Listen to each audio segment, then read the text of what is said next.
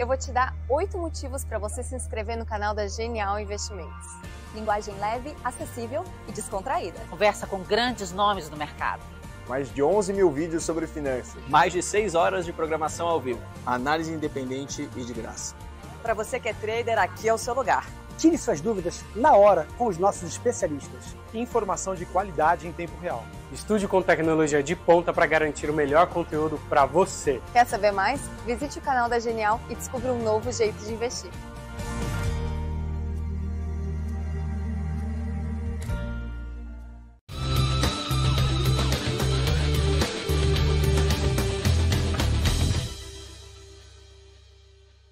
Fala aí, pessoal, sejam muito bem-vindos a mais um episódio aqui do podcast Genial Analisa. Meu nome é Bruno Rosolini para apresentar aqui mais uma vez para vocês e hoje fazendo mais um podcast, que sinceramente a minha opinião é que esse tipo de podcast é um dos mais informativos e melhores que a gente acaba fazendo aqui, que a gente consegue te trazer uma visão sobre momento atual, oportunidades que a gente tem para olhar, né, em termos de alocação, de capital, falando de ações, obviamente também. E aí por isso que eu acabei convidando aqui o Vilegas para estar aqui com a gente. Obrigado, Vilegas, por ter topado. E acho que tenho certeza que vai ser muito bom. Esse aí eu que agradeço o convite aqui, um prazer estar aqui no Genial Podcast para a gente falar, né? Cenário, oportunidades. Que é sempre bom, né? Sempre bom. E muda toda hora, essa é a verdade. Muda toda hora, então pode ser que... A gente fez, né, no finalzinho do ano passado com o Mota, as coisas já mudou tudo. Já mudou tudo, mas é isso aí, faz parte do seu mercado. E eu fico até pensando assim, às vezes eu não queria estar na pele do Vilegas como estrategista, porque pode mudar de um mês para o outro. E aí, às vezes, você tem que refazer tudo porque mudou uma coisinha de um mês para o outro. E aí, imagina nas carteiras, né? Eu fico pensando nisso também. Às vezes você monta uma carteira pensando em alguma coisa, com uma narrativa que está em voga, assim, do nada sai um dado, às vezes no meio do mês, que mudou tudo. Não, foi o que aconteceu no ano passado, né? Porque, por exemplo, novembro já tinha sido um mês muito bom. Eu falei, poxa, para dezembro a simetria tá negativa, né? Quando a gente fala de assimetria, pessoal, é quando a gente olha potencial de valorização versus de queda. Aí vem lá o senhor Jeremy Powell, me dá uma pivotada. O que é pivotada, né? Perguntaram hoje no Morning Call. É quando você tem uma mudança drástica de narrativa, de direcionamento. Então, fala, beleza. Então, se ele pivotou, se ele mudou, janeiro a gente começa positivo. Aí a gente veio, na verdade, não... totalmente contra. Peraí, era isso e isso faz parte. O que é negativo, assim, mas que a gente tenta, acho que esse é o desafio, a gente tenta se sobressair, é que a gente só pode fazer essas trocas nas viradas de mês. Então, se às vezes alguma coisa muda no meio do caminho, a gente tem que ir preparado, mas são as regras do jogo. E para isso também, cara, que eu até... Foi no final de 2022, eu fiz o Seleção Genial. Que também é uma carteira recomendada. Você colocou uma Isso, coisa agora. Eu atualizei recentemente, que ele tem mais essa flexibilidade para a gente poder fazer algumas alterações aí, independente assim, se é no meio do mês ou não. Legal. Já que você tocou no ponto até Jerome Powell, a gente está falando de Fed, de Estados Unidos, qual que é a primeira pergunta assim, que eu queria te fazer? Até porque no título a gente está falando, né? Cenário para ações, onde tem as oportunidades. Mas antes da gente falar, talvez, de alocações em determinadas teses ou segmentos, setores, eu queria tentar puxar de você um pouco essa visão entre alocação em ações hoje, Brasil versus Estados Unidos. Onde você acha que teria mais oportunidade, é um momento mais oportuno, e aí dado, óbvio, todo esse cenário que a gente está vivendo, que, de novo, pode mudar, depois se a gente gravar esse podcast daqui, sei lá, sai mais dados daqui um mês, pode mudar tudo, mas no momento atual, como que você está olhando para isso?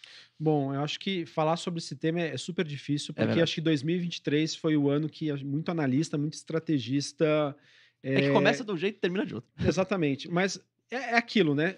O ano de 2023 foi um ano que digamos, o mercado financeiro desafiou as regras básicas de macroeconomia e de como o mercado funciona.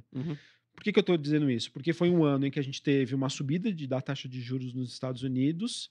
Teoricamente, isso teria que ser negativo para as ações. Exato. Só que não foi o que a gente acompanhou. E por que isso não aconteceu? Porque as empresas nos Estados Unidos, né, as maiores empresas, continuaram a divulgar bons resultados, né? Então, quando você encontra esse cenário, apesar de existir essa correlação negativa, a Bolsa é uma proxy de juros e resultados, lucros. Os juros foi uma proxy negativa, foi um evento negativo, mas os resultados continuaram bons. Então, isso fez com que muita gente ali que acabou prevendo inicialmente um cenário, não digo desastroso, mas um cenário desafiador, pessimista, né, de cautela. Falou, olha, infelizmente as coisas mudaram. E no final do ano a gente até teve de volta, né, o efeito FOMO, né, que é o Fear of Missing Out, ou seja, eu não quero ficar de fora, já que está todo mundo dentro, então vamos que vamos. Pressão compradora pra caramba. Exatamente. Então, e novamente, sempre surge aquela dúvida, né? Poxa, nós como brasileiros, né? Eu acredito no cenário Brasil, empresas brasileiras que todo mundo sabe que está barato, já há algum tempo, já há alguns anos está barato. Quando a gente olha para a perspectiva de queda de juros, a gente já está com isso endereçado, encaminhado. Ou eu olho para os Estados Unidos, que eles ainda nem começaram esse processo de queda de juros. A gente ainda vê sinais incipientes de uma desaceleração econômica por lá. E ninguém quer ficar de fora, como você falou. S&P nas máximas históricas. Qual que é a análise que a gente pode fazer nesse sentido, tá? O que está levando, primeiro lugar, por que o S&P 500 está nas máximas históricas? E aí que a gente começa, quando você olha por debaixo da superfície, que a gente começa a ter já algumas respostas para isso.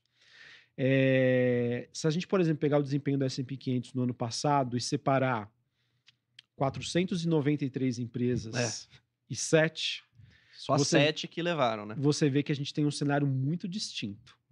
Muito ímpar em cada uma delas. Então você pensa, poxa, beleza, a S&P 500 está na máxima histórica, mas isso foi puxado pelas, que o mercado chama agora, né, das 7 magníficas, né, que é a Nvidia, Meta, Facebook, né, Amazon, Google, Apple e a Tesla, né, que são, hoje a gente pode considerar como as 7 maiores empresas aí do mundo.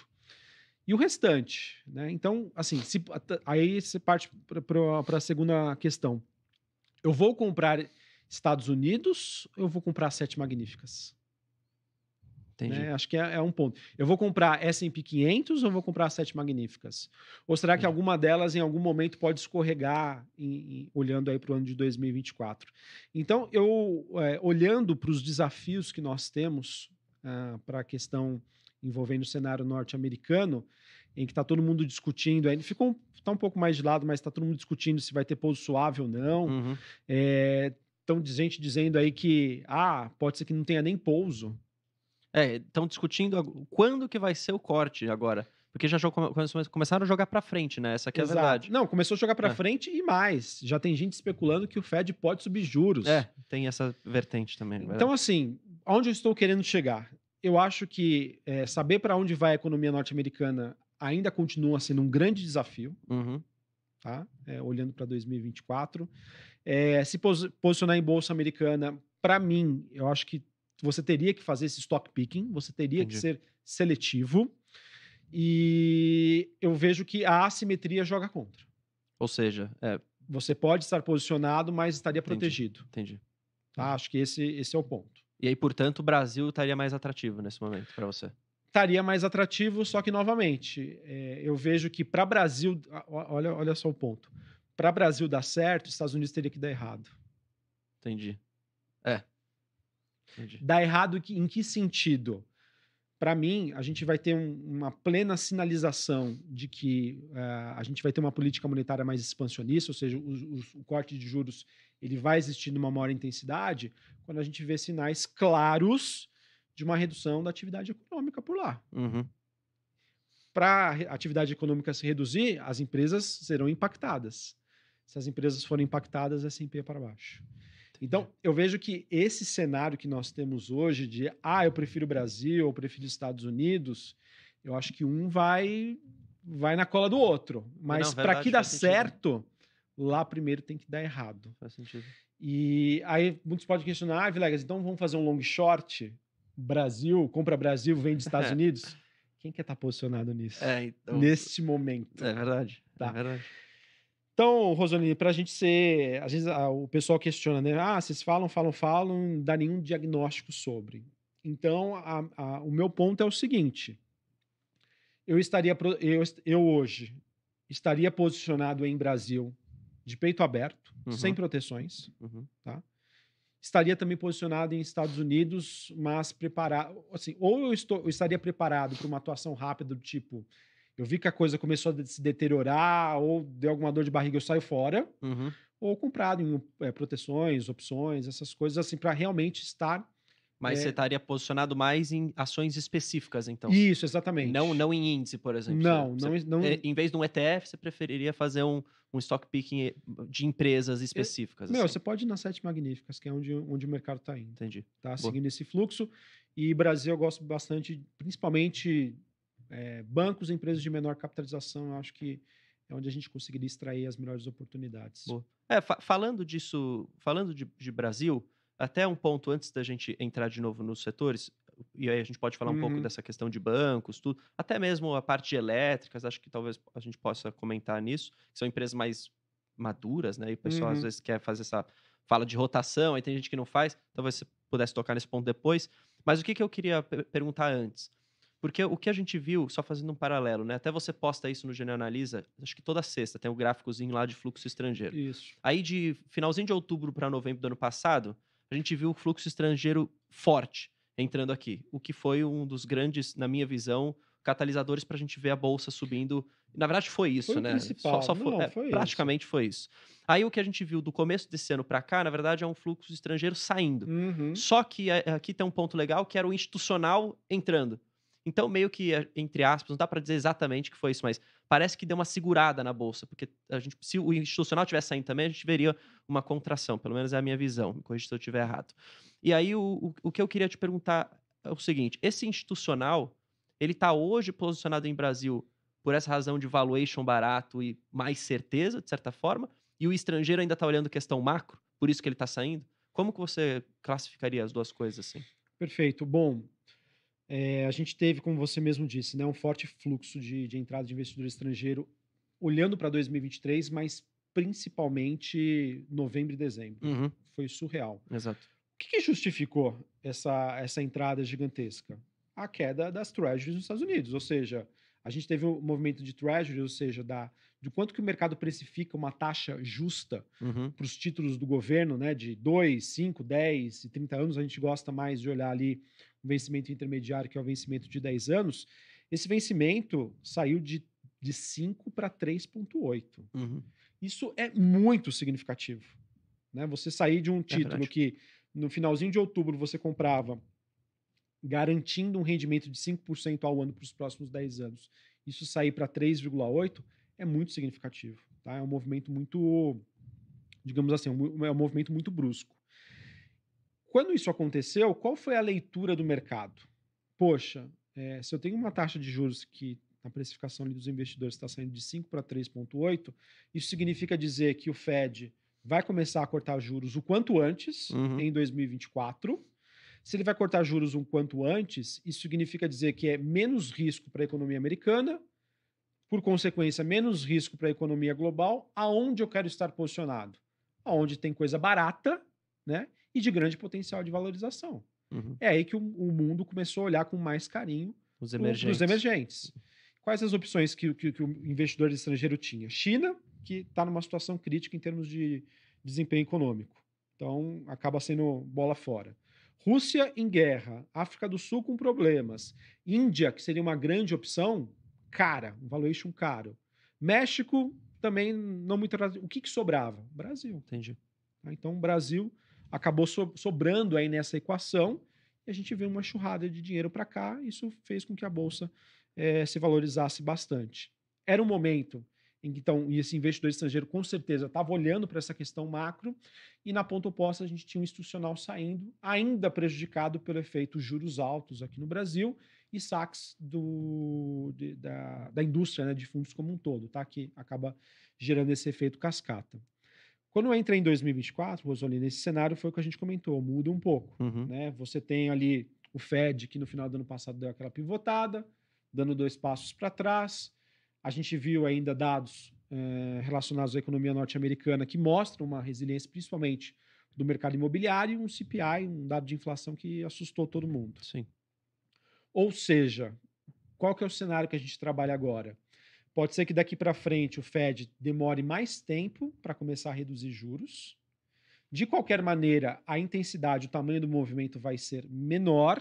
Ou seja, eu tenho mais probabilidade da economia norte-americana ser impactada e vai ser ruim para países emergentes, né, que sempre competem por aqule recurso. Se eu tenho juros mais altos nos Estados Unidos, eu vou permanecer lá. Que é mais segurança. Exatamente. Nesse cenário, o investidor falou assim, poxa, beleza, eu sei que os juros vai cair, mas vai ser numa intensidade menor. Então, emergentes, para mim, é bola fora. Foi o que justificou essa saída de 15 bi aí de investidor estrangeiro. Mas o que eu posso, o que eu tenho oportunidade de alocar? Então, deixa eu olhar para o passado para entender quais as ações que conseguiram lidar, ainda conseguem lidar de uma maneira positiva, construtiva, mesmo com juros altos. Onde a gente chega? Na sétima magníficas. Que independente de se cortar agora, ou daqui 2 meses, ou daqui 3 meses... Cara, eu acho que nelas eu vou permanecer. Por isso, Bruno, que hoje, dado essa postura do mercado, eu não consigo recomendar para você venda de empresas americanas.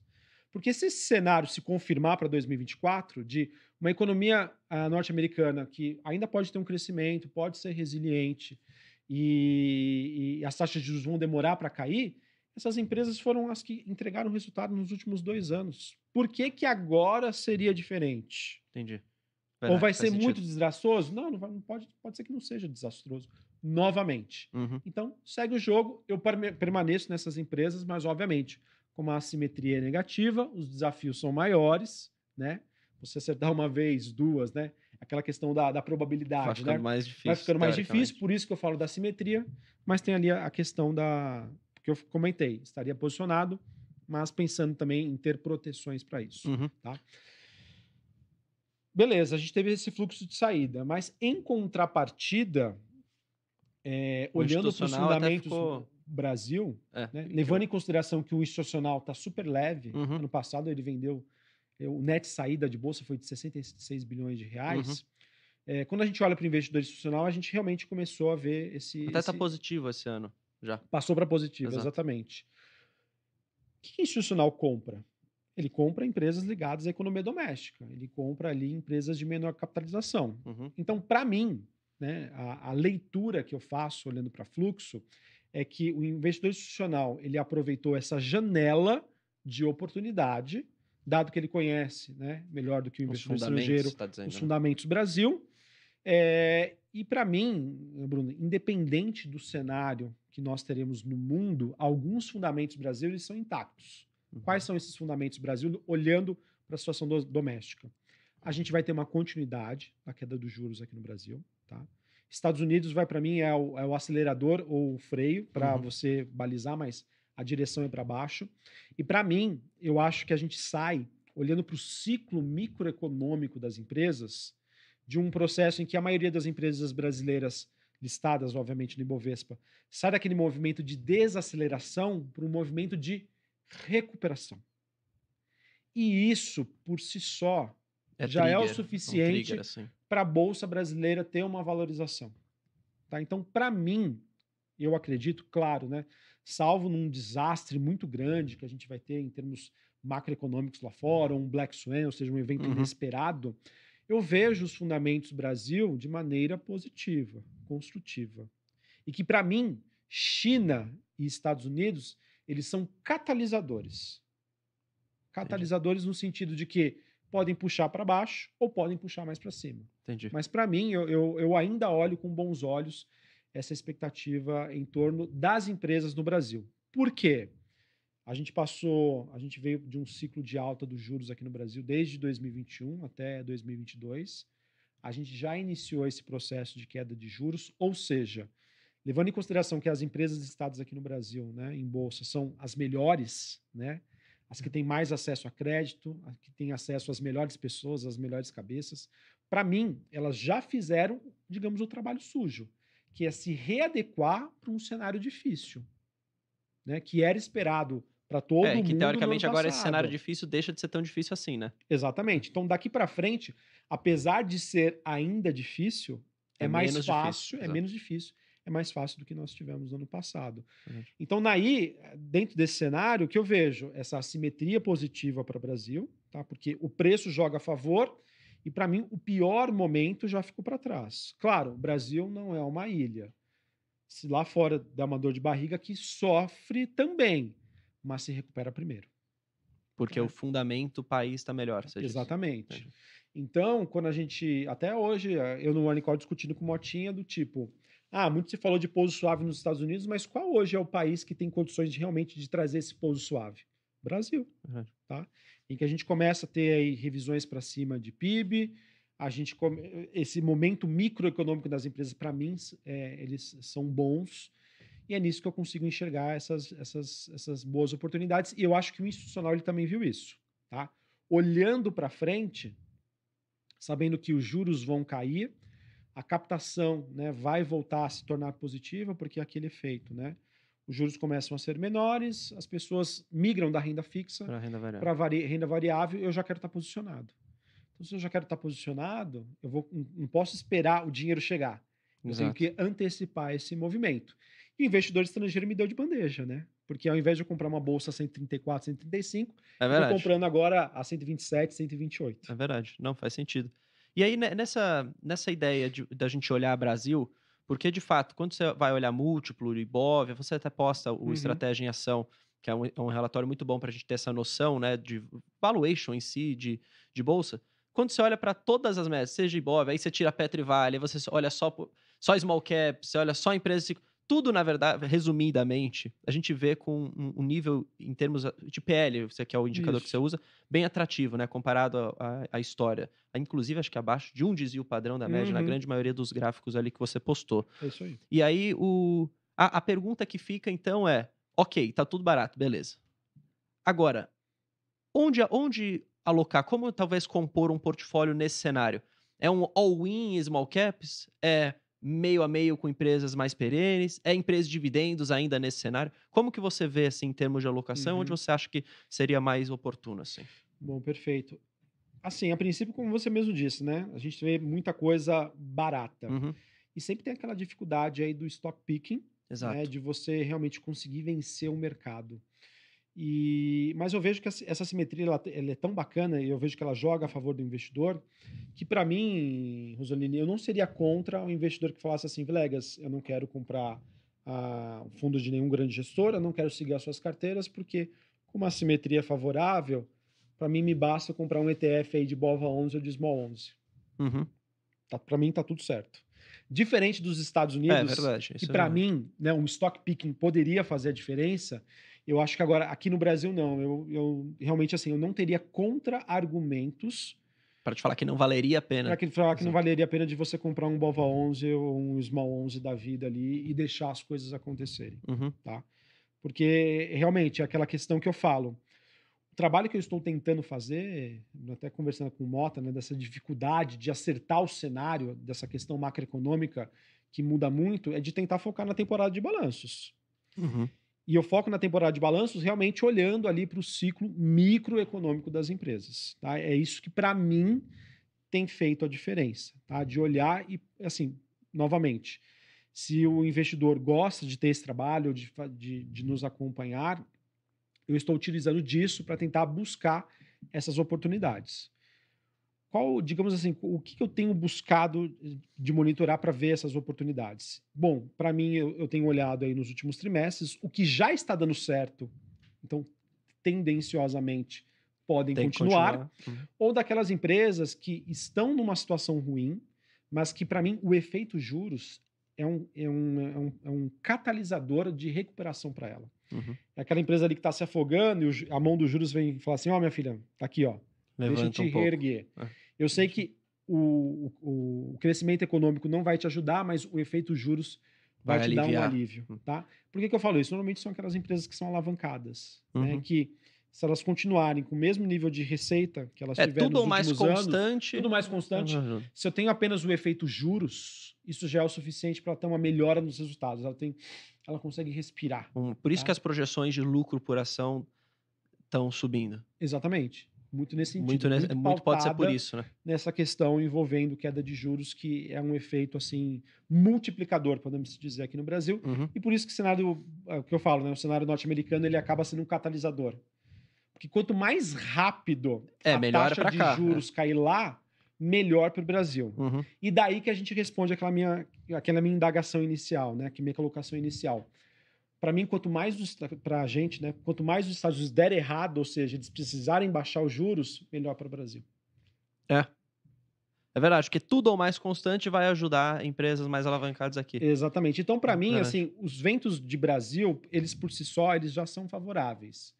O que pode ajudar, né, a aumentar a força desse vento é, obviamente, China e Estados Unidos, tá? Muito nesse sentido. E aí, olhando para essa tese de empresas alavancadas ou que até são beneficiados com essa queda de juros, o que você poderia citar, assim? Porque eu entendo, por exemplo, eu entendo e eu acho que é justo você pensar, e às vezes um varejo, uma tecnologia, que são empresas alavancadas, que sofreram bastante com o aumento de juros, até mesmo parte de construção civil, de certa forma, a queda dos juros pode ajudar, mas eu também gosto sempre de citar algumas empresas mais maduras mesmo, que são alavancadas até por natureza do setor, e que, de novo, tudo ou mais constante, tende a ter uma projeção de lucro crescendo. E aí eu cito, por exemplo, aqui, não precisa ser necessariamente uma que você gostaria, mas o caso da Taesa, por exemplo, tem outras variáveis envolvidas, mas ela é mais alavancada dentre os pares de transmissão de energia.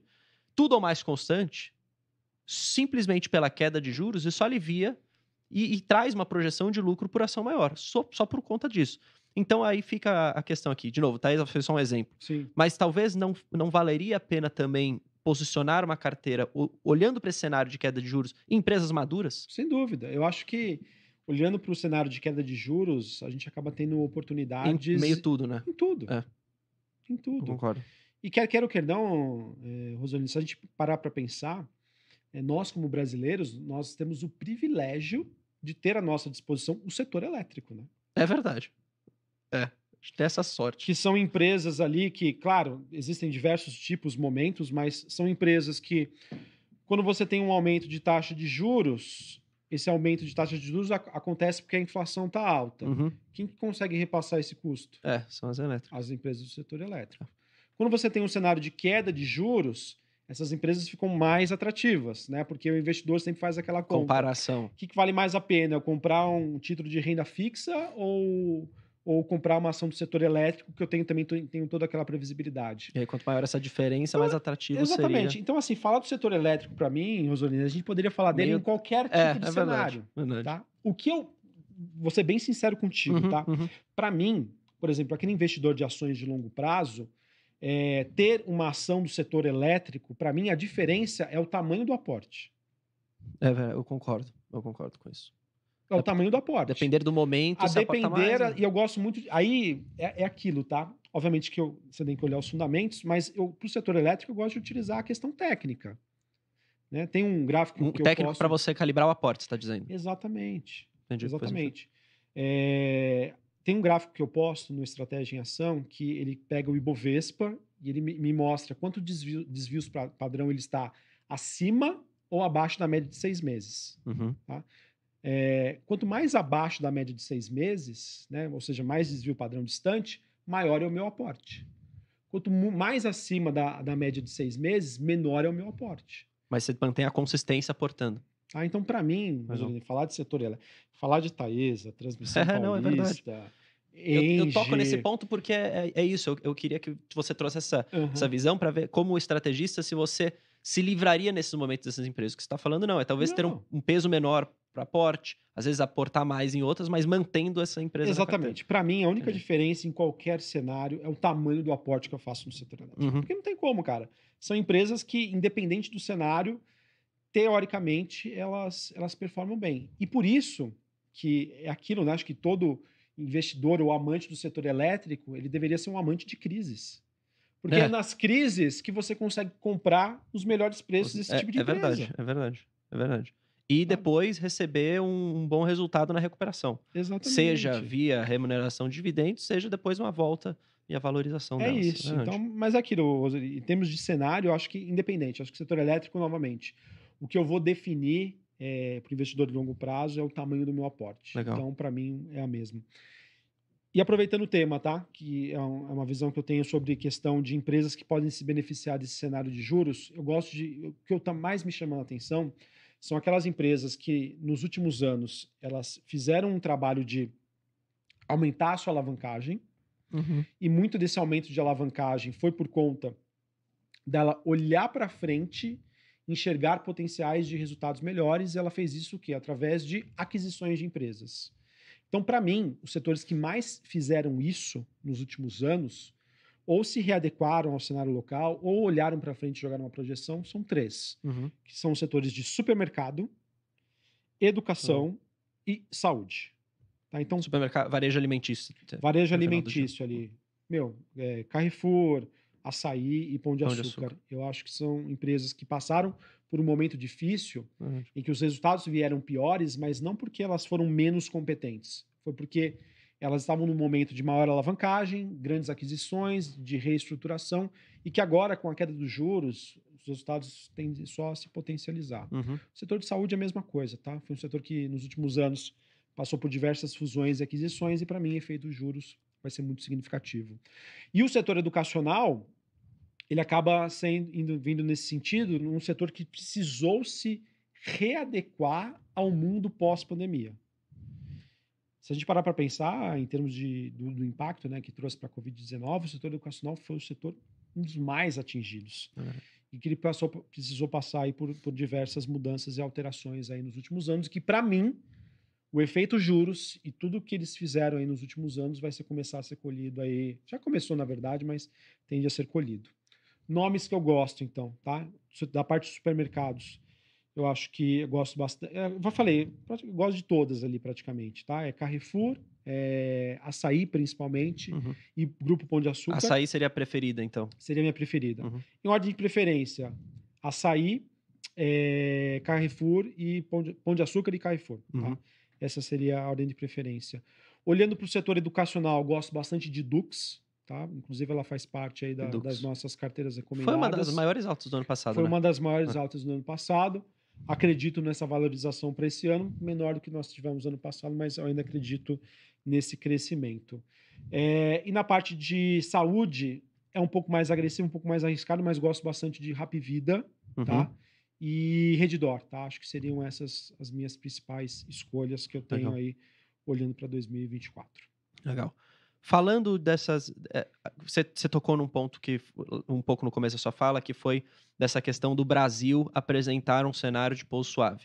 Que a gente poderia ver, então, uma economia que continua crescendo, de certa forma, mas a inflação traz já essa atenuação, portanto, a gente tem esse cenário de corte de juros aqui, que seria o melhor dos cenários possível, né? A gente não tem a recessão, mas a gente conseguiu controlar e aí, portanto, a gente diminuiu os juros e isso volta a estimular a economia. E aí, algumas empresas têm um pouco a ver com esse crescimento de PIB, assim. E aí, nesse cenário também, dado que é o cenário atual, quais que você olha que pode fazer sentido nessa tese, assim? Setor bancário, sem sombra de dúvida. Banco é proxy de crescimento, entrada de investidor estrangeiro.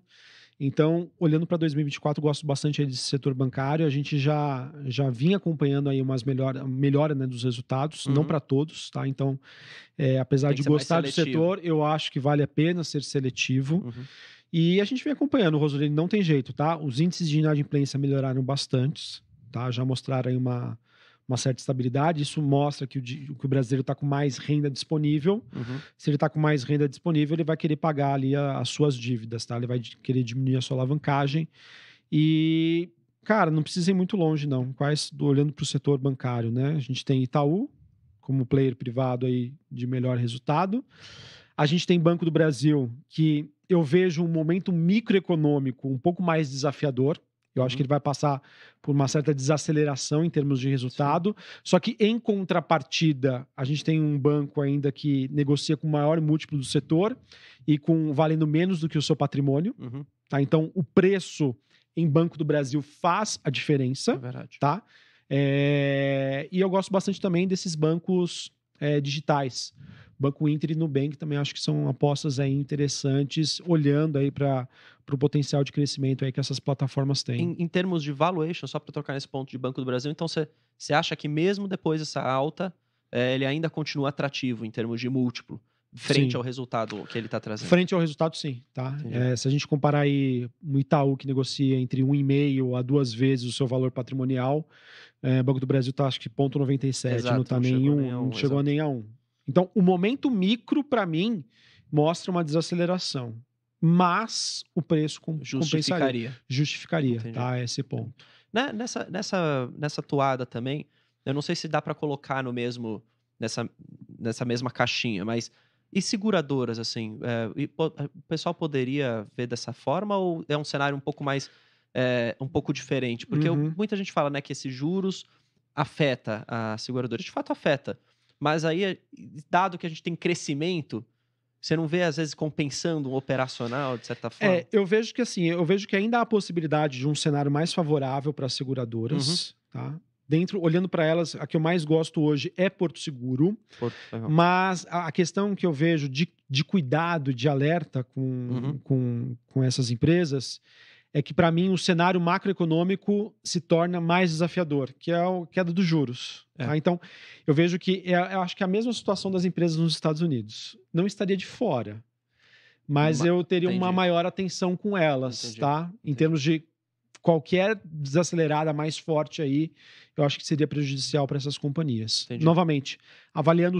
E por que eu gosto de Porto Seguro? Por que ela é melhor que BB Seguridade ou Caixa Seguridade? Não. Eu vejo que são empresas tão boas quanto, mas a Porto Seguro me dá, entre aspas, uma segurança maior, porque eu ainda vejo que ela tem onde extrair suco, sabe? Eu vejo que ela, mesmo dentro desse cenário, ela ainda conseguiria trazer melhores resultados. Não é melhores resultados, mas talvez? Conseguiria expandir os seus resultados. Ela teria a capacidade de entregar um pouquinho mais. Entendi. Diferente de BB Seguridade e Caixa Seguridade.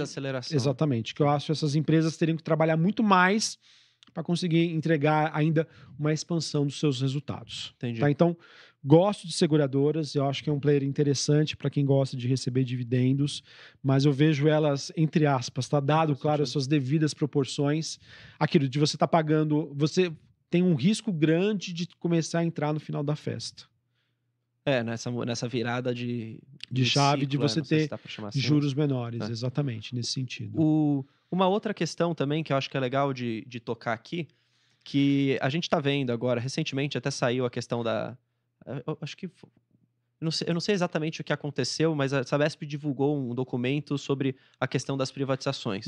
E aí eu acho que essa é uma tese que ainda está muito em voga, assim. Tudo bem, 2023 foi meio conturbado nessa questão de privatização, especialmente para a Elet, dado os ruídos vindo do governo. Só que a verdade é que é uma empresa que foi privatizada, é uma empresa que tem essa perspectiva de melhora, e a gente teve também a notícia positiva aí recente da Sabesp, a aprovação de todo esse processo lá na Assembleia aqui em São Paulo. E aí, falando desse ponto de privatização, hoje, como que você olha assim? Existe uma simetria positiva nessas empresas? Ou esse gap já vai se fechando, dado toda essa recente discussão aí do mercado?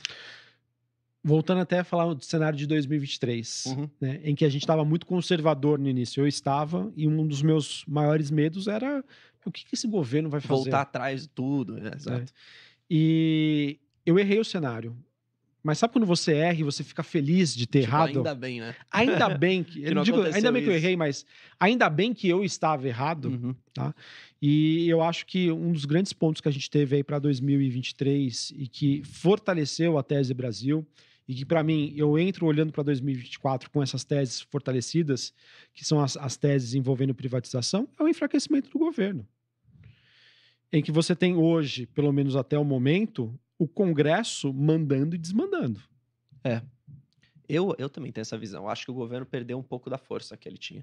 Acho que perdeu muita força. Ou o Congresso conseguiu ganhar mais força e que, portanto, desequilibrou um pouco. E o governo só não perdeu força, ou pode só não perder mais força, porque a economia brasileira ainda apresenta uma resiliência.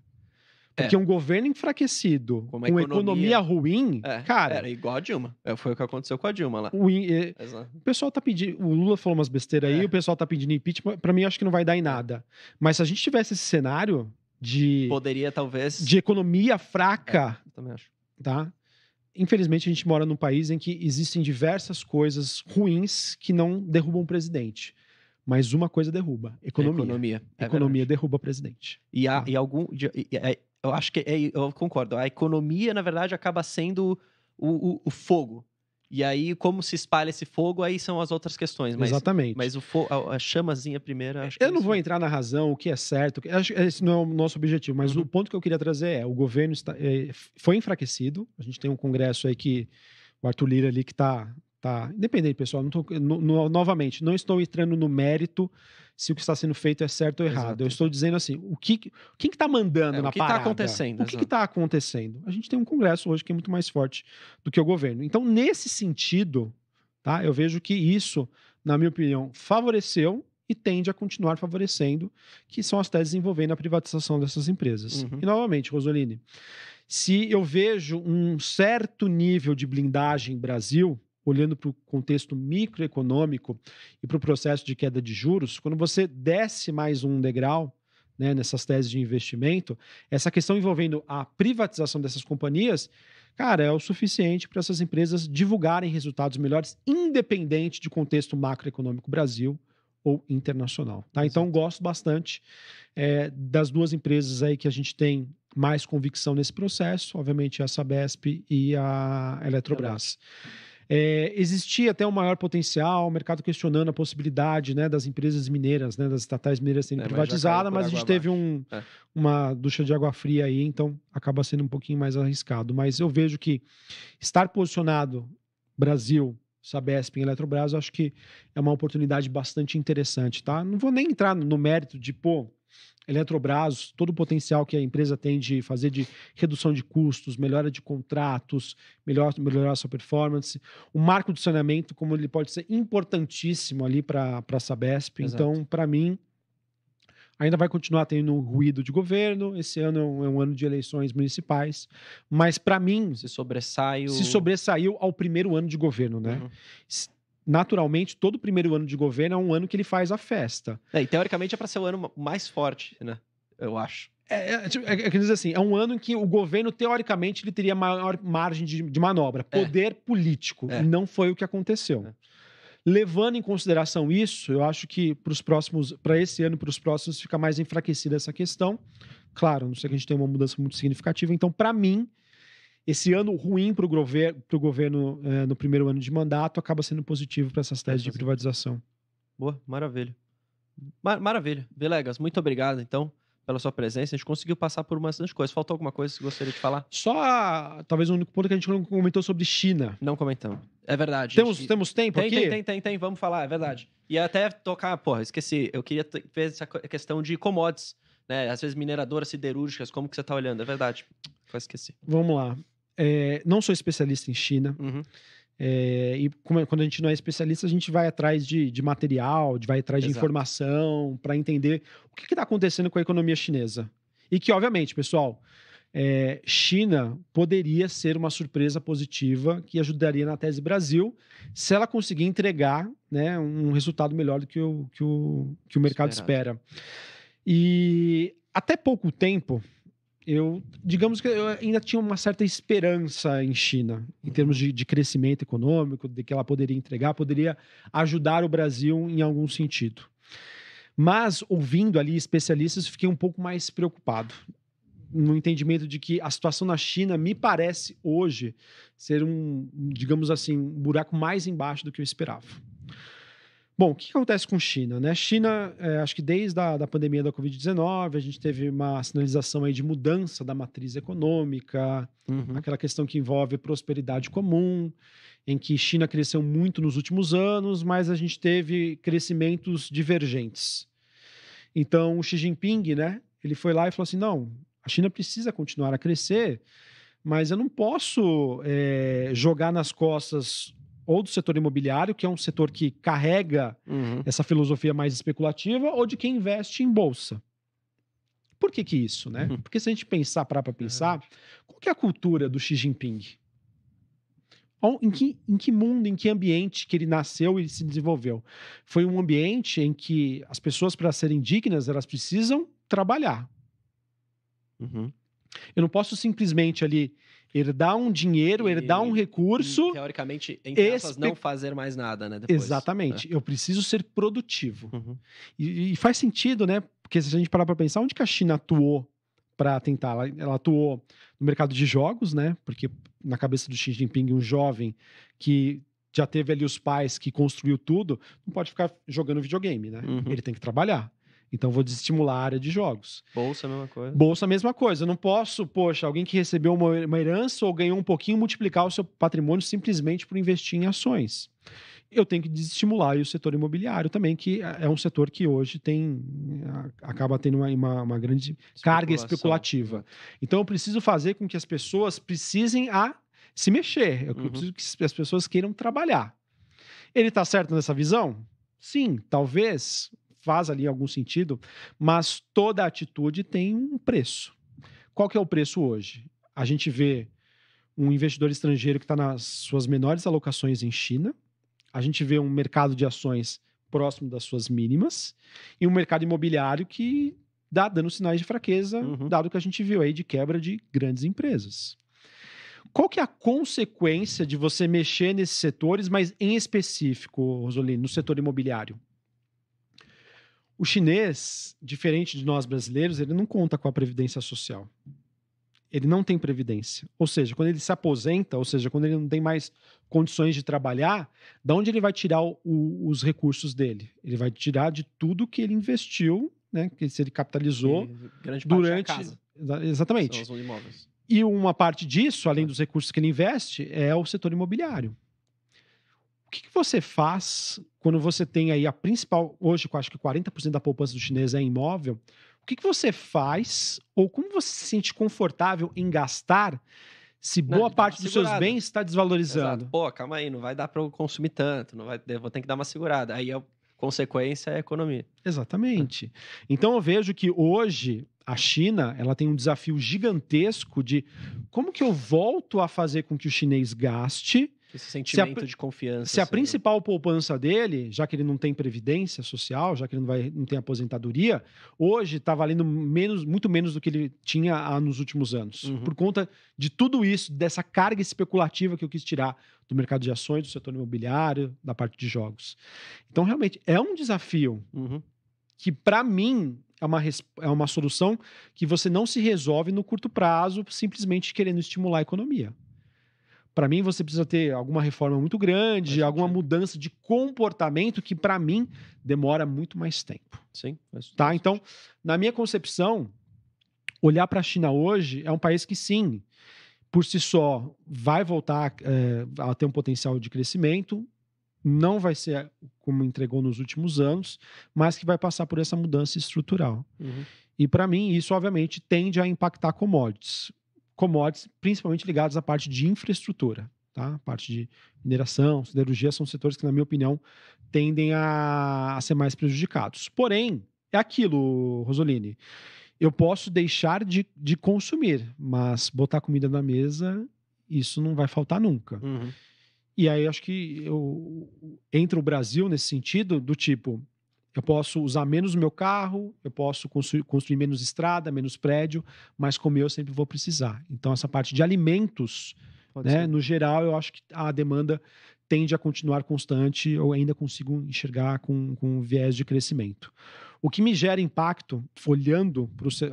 Aí poderíamos chegar à conclusão, Villegas, então você está otimista com o setor agro brasileiro, frigoríficos, e a resposta é não tanto. Tá? Eu acho que a gente está passando por eventos climáticos aí, como El Niño, outros que estão prejudicando bastante o setor. Que é uma outra variável. Que é uma outra variável que não é a China. E eu vejo que a parte, o ciclo microeconômico das empresas um pouco mais desfavorável. Tá? Então, olhando simplesmente para a China, é um setor que eu gostaria de ter alocação, mas hoje essa parte micro e outros eventos climáticos, desaceleração mundo, me fazem... Não é tão no-brainer ter, então. Exatamente, me fazem ter uma postura mais conservadora. E sobra para a gente o quê? Petróleo e minério. Que para mim, né, mesmo com desaceleração de China, mesmo com desaceleração de mundo, que são variáveis que impactariam mais essas empresas de frigoríficos, de alimentos, por isso que eu ainda tenho um certo receio de ter ela como principais convicções, para mim, eu ainda gosto de Petrobras e Vale, por exemplo, ou qualquer empresa de petróleo. Não digo qualquer empresa de petróleo, talvez acho que fui meio injusto aqui. Por que eu gostaria de Petrobras e Vale? Mais Vale do que Petrobras. Porque, para mim, apesar de nós passarmos por um momento de desaceleração, olhando para o preço dessas commodities, Cara, essas empresas devem distribuir muito dividendo esse ano. Eu concordo. Tá. Eu concordo. Muito. Porque mesmo nesse cenário, o minério, eu estava até falando com o Igor Guedes uma vez, ele veio num morning call, inclusive, quando estava de férias, o Motinha também, aí eu fiz um especial minério com ele, e que ele falou um pouco disso, que no nível do minério hoje, é um nível bastante atrativo para Vale, em termos de geração de caixa. Exato. E que, portanto, o dividendo acaba sendo forte. E aí, no preço que está baixo, o yield também acaba sendo alto, se for comparar. Então, esse é um ponto importante também de falar. Então, assim, olhando hoje para a Petrobras e Vale... né? E Petro também Petrobras também? Cara, não tô olhando China, não tô olhando petróleo, não tô olhando minério, entre modos de se dizer, né? Não tô olhando o governo, tá? No caso da Petrobras, acho que sempre tem que ficar atento nisso. Cara, eu acho que pode ser um ótimo player de dividendos, se você gosta desse tipo de tipo de alocação para tua carteira, tá? China, para mim, ainda vai ser um grande desafio. Poderia ajudar o Brasil, mas... hoje tenho menos convicção de que isso possa acontecer, mas independente disso, tá? Eu acho que eu teria essas empresas na minha carteira, acho que principalmente Vale, que eu tenho, segundo as minhas recomendações, muito pautado nessa questão de que eu acredito que deve ser um player de dividendos aí bastante interessante. E aquilo, com o dividendo na mão, você faz aí o que você quiser, ou você reaplica, tecnicamente falando, né? Você compra uma empresa de commodities no ciclo de baixa de um país, né? Que hoje a gente vive isso com China. Mas é isso, tá? Acho que essa é a visão que eu queria passar para as pessoas, tá? Não tenho Vale em carteira esperando que China vai se reerguer. Eu acho que o buraco lá é mais embaixo. Ou seja, mas porque não é eu muito acho trigger de curto prazo para valorização, talvez, da ação. Talvez a remuneração mais forte nesse retorno total venha dos dividendos. É uma assimetria positiva por conta de preços e desse desconto que ela ainda tem hoje e de dividendos ali. Legal. Que vai dar essa característica mais conservadora para as minhas recomendações. Legal. Acho que é isso. Maravilha, agora sim. Valeu, Villegas. Muito obrigado por participar. Espero que você tenha gostado. Volte mais vezes, sempre muito bom. E espero que o pessoal tenha gostado também aqui do podcast. Lembrando que a gente gravou esse podcast, então a gente não tinha aqui o chat ao vivo, mas qualquer dúvida se deixa nos comentários. Aí o Villegas pode vir e responder, enfim, a gente responde vocês aí. Obrigado, então, Villegas. Tamo junto. Combinado. Na próxima a gente fala tudo diferente aqui, as nossas histórias, mas a gente, entre acertos e erros, a gente tenta mais acertar do que uma coisa vai ser certeira. Elétrica vai estar na carteira, né? É isso aí, pessoal. Valeu, Villegas. Tamo junto, pessoal. Um forte abraço. Valeu, até o próximo episódio. Falou. Você conhece todos os detalhes dos títulos prefixados com juros semestrais? Assista ao Genial Responde desta semana que explico tudinho sobre esse título público pra você. É rapidinho, eu te espero por lá.